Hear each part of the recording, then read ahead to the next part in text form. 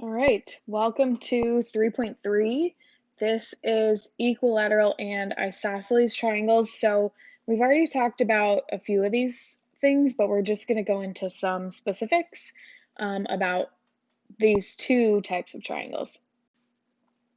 All right, so parts of an isosceles triangle, this will help you later when we do problems just knowing the different terms. So the two congruent sides are called the legs. So this tick mark and this tick mark shows that those are our congruent sides. So there's your two legs, okay? Where the two legs intersect up at the top, that's your vertex angle. The side on the bottom is your base, so not the legs, right? And then the two congruent angles, which we'll talk about in a second, but these two on the bottom here, these would be your base angles, right? That makes sense because they're next to our base. Okay, so two congruent sides are called the legs. The vertex angle is up at the top where the two legs intersect. Then we have the base and our base angles.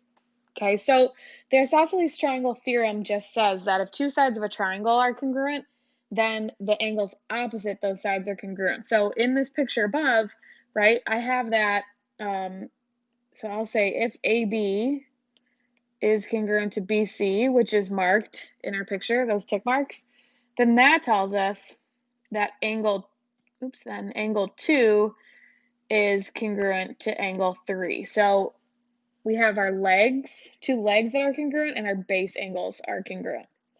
Okay, and then the opposite is true, right? So if two angles of a triangle are congruent, then the sides opposite those angles are congruent.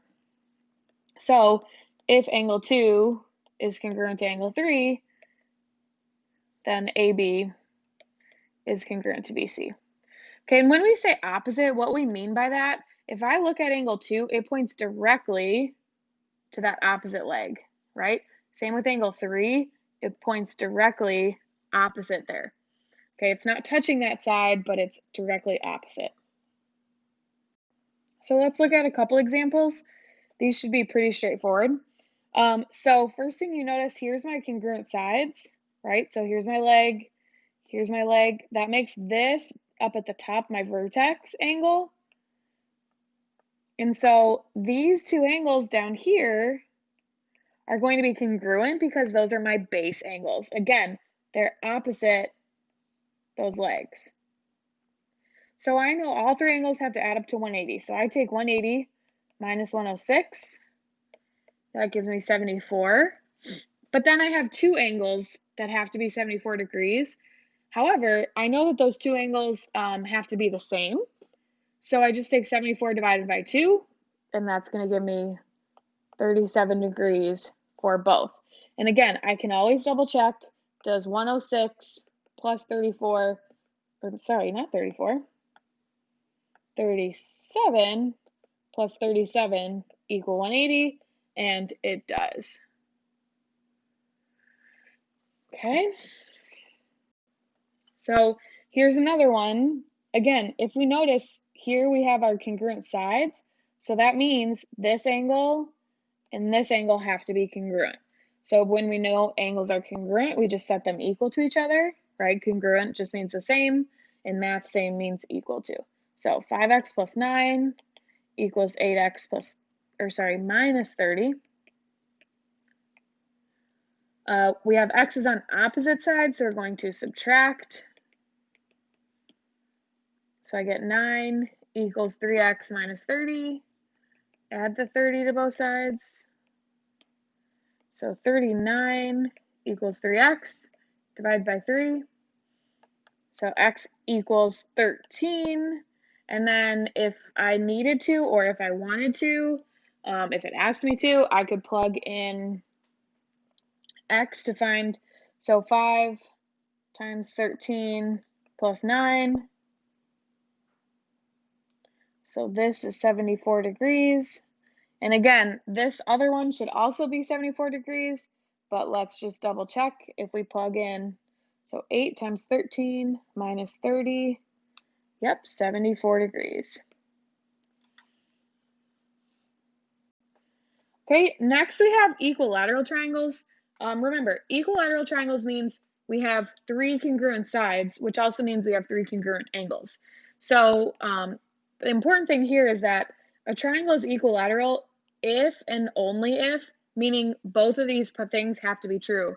If one's true, the other has to be true. So a triangle is equilateral if and only if it's equiangular. And we talked about what that word equiangular means already.